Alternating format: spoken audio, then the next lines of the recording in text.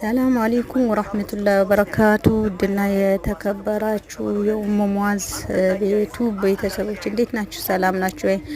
አፍያ ሁሉ ሰላም አልሐምዱሊላህ። ንጋ ሁሉ ሰላም ነው። ረመዳን እንዴት ይዟችኋል? ኢባዳ ንጋ ሁሉ ሰላም ነው። ማሻአላህ እንደዚህ ደስ በሚል ሁኔታ በሚያምር ቦታ ደስ ይላል።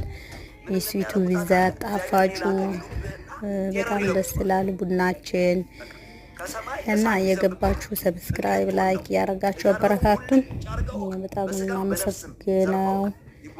ገባ ገባ በሉ ተደማመሩ ራሳችሁ